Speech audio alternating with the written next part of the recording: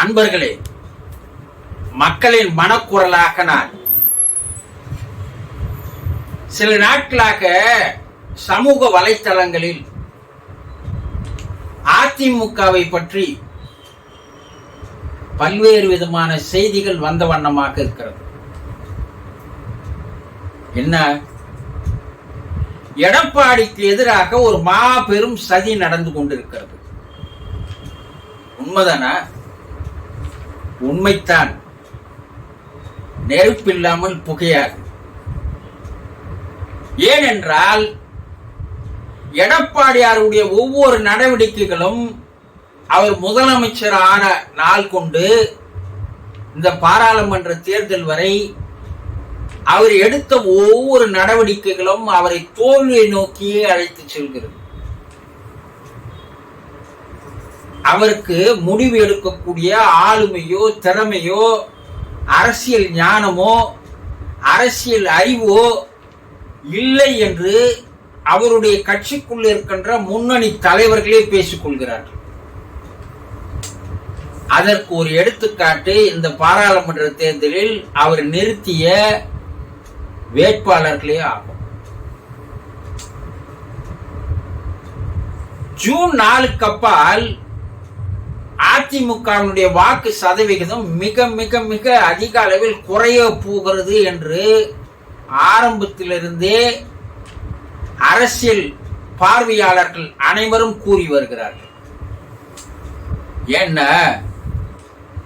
எம்ஜிஆர் காலத்தில் இருந்தது போல ஜெயலலிதா காலத்தில் இருந்தது போல அதிமுக தொண்டர்கள் எடப்பாடியார் காலத்தில் இல்லை. எம்ஜிஆர் மீதும் ஜெயலலிதா மீதும் உண்மையான விசுவாசம், உண்மையான அக்கறை, உண்மையான ஈடுபாடு அதிமுக தொண்டர்களுக்கு இருந்தது.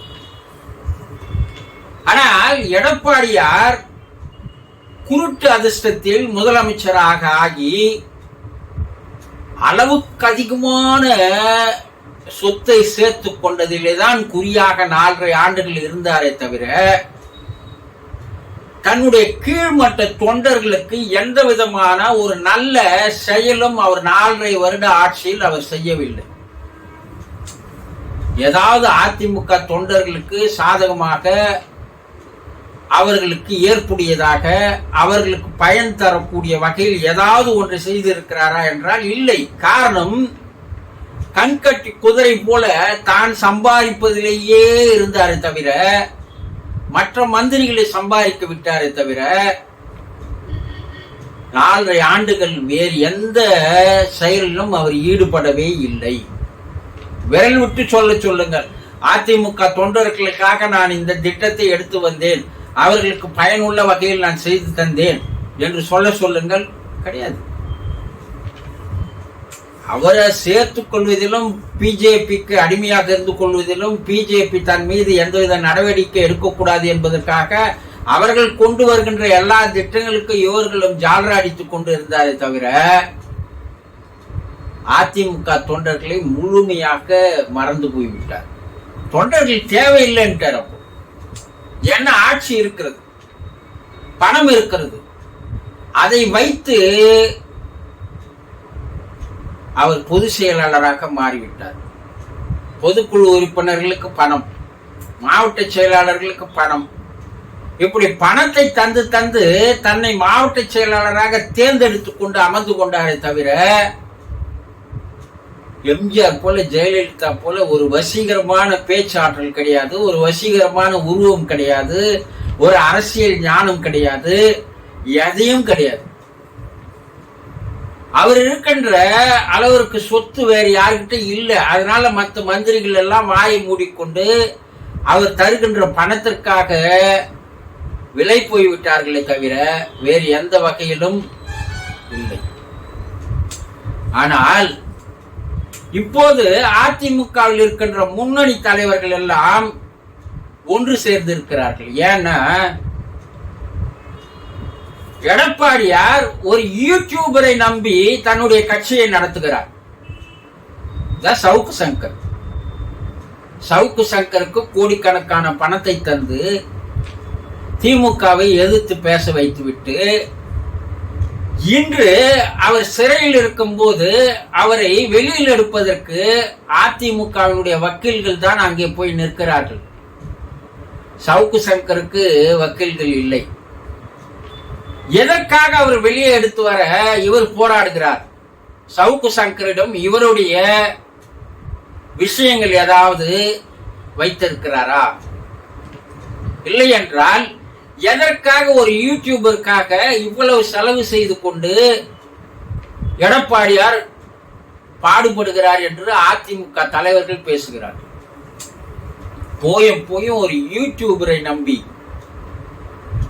50 வருட அதிமுக கழகத்தை கொண்டு போய் எதற்கும் உபயோகம் இல்லாத ஒருவனிடம் நம்பி ஒப்படைத்து விட்டு அவனை பாதுகாப்பதற்கு ஒரு பாடுபடுகின்றதை எல்லாம் பார்க்கும் போது இது என்ன ஒரு மாபெரும் கட்சியா என்று அந்த தலைவர்களிடையே ஒரு கிசுகிசுப்பு ஏற்பட்டு, ஒரு வெறுப்பு, ஒரு சலிப்பு ஏற்பட்டு இன்று எல்லோரும் செங்கோட்டையின் தலைமையில் ஒன்று சேர்கிறார்கள். எம்ஜிஆர் காலத்தில் மந்திரியாக இருந்தவர், ஜெயலலிதா காலத்தில் மந்திரியாக இருந்தவர், 40-45 வருட அரசியல் பாரம்பரியம் உள்ளவர், அரசியல் ஞானம் உள்ளவர், அரசியல் சூட்சுமம் தெரிந்தவர். அவர் பின்னால் நான் நிற்கலாம் என்று பல தலைவர்கள் முடிவெடுத்து செங்கோட்டையனை தலைவராக்குவதற்கு, பொதுச் செயலாளராக்குவதற்கு முடிவு செய்திருப்பதாக செய்திகள் வெளிவருகிறது. எடப்பாடியாரை ஜூன் 4க்கு அப்பால் எடப்பாடியாரை ஓரம் கட்டுவது என்று முன்னணி தலைவர்கள் முடிவு செய்து விட்டார்கள். இனிமேலும் இவரை வைத்திருந்து வருகின்ற சட்டமன்ற தேர்தலை எதிர்நோக்கினால் 26இல் அதிமுக படுதோல்வி அடையும், பிஜேபி முன்னணியில் வந்துவிடும். இதைதான் அண்ணாமலை அவர்கள் ஜூனுக்கு அப்பால் அதிமுக எடப்பாடியாரிடம் இருக்காது என்று தெளிவாக கூறி வருவதனுடைய காரணம் இதுதான்.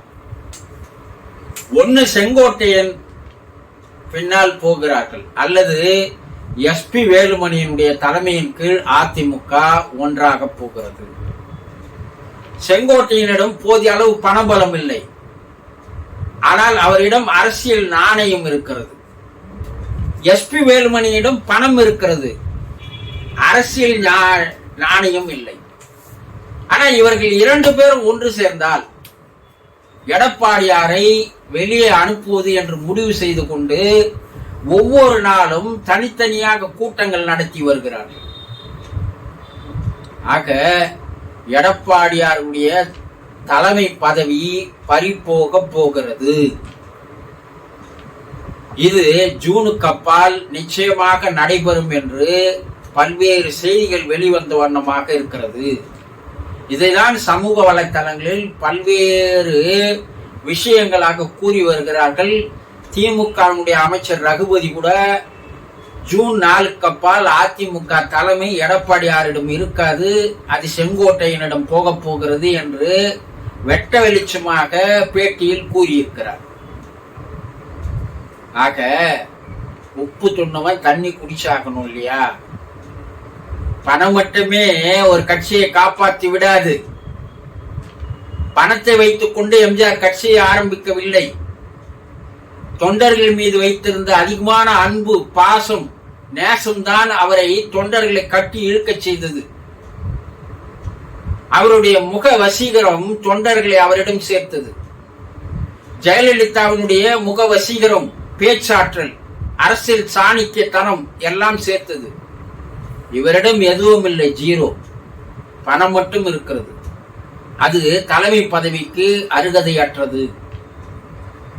ஜூன் 4க்கு அப்பால் அடுத்த மாதத்தில் அதிமுகவில் ஒரு பெரிய மாற்றம் வரும் என்பதற்குண்டான செய்திகள் நம்பத்தகுந்த வண்ணமாக வெளிவந்து கொண்டிருக்கிறது.